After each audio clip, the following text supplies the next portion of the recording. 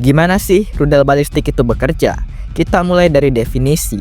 Balistik menurut Kamus Cambridge artinya benda yang bergerak dan jatuh ke bumi dengan menggunakan gaya gravitasi saja.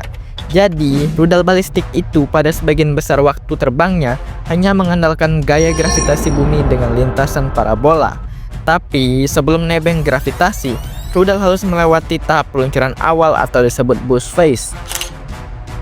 Rudal balistik pertama kali dikembangkan oleh Wernher von Braun dan para ilmuwan Jerman saat Perang Dunia Kedua. Mereka menciptakan roket V2 sebagai bagian dari Wunderwaffe, senjata ajaib untuk memenangkan perang. Tetapi kita tahu bahwa kemenangan itu tidak pernah datang.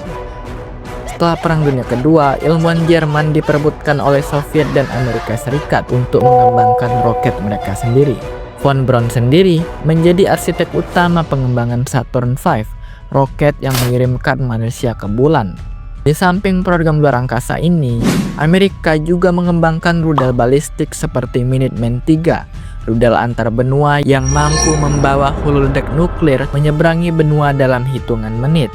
Soviet pun tak mau kalah dengan mengembangkan rudal seperti R-36M Satan yang terkenal karena daya hancurnya yang luar biasa.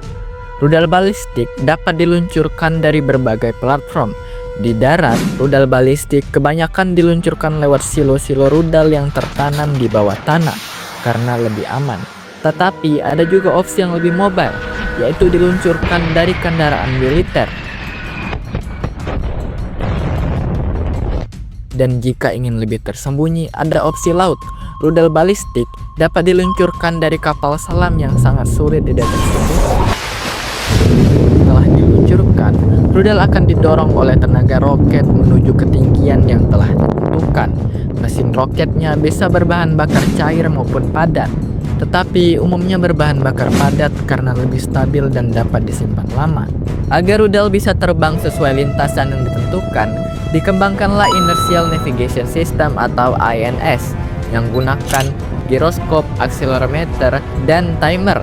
Data dari sensor-sensor ini dihitung oleh komputer yang kemudian secara otomatis mengoreksi posisi rudal jika melenceng dengan membelokkan arah semburan roket. Durasi boost phase sekitar 3-5 menit. Pada akhir fase ini, rudal sudah berada di ketinggian yang ditentukan. Untuk rudal antar benua atau ICBM, ketinggiannya bahkan sampai berada di luar atmosfer bumi. Setelah fase boost selesai, mesin roket akan mati dan badan roket terakhir dilepas, menyisakan muatan yang terbang mengikuti lintasan parabola di angkasa. Fase ini disebut mid-course dan berlangsung sekitar 20 menit.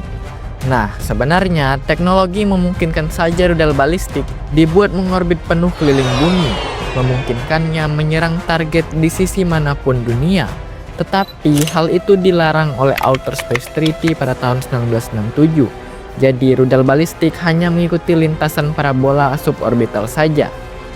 Jika rudal berhasil melewati fase tengah, maka akan memasuki fase terakhir yaitu terminal phase.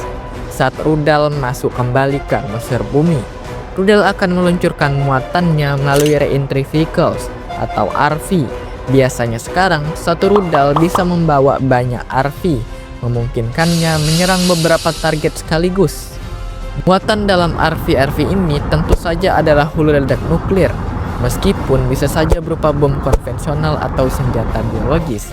Dengan berkembangnya senjata nuklir setelah Perang Dunia Kedua, rudal balistik terutama ICBM menjadi semakin berbahaya karena hanya dengan satu peluncuran, suatu negara bisa menghancurkan kota di benua lain dalam hitungan kurang dari 1 jam.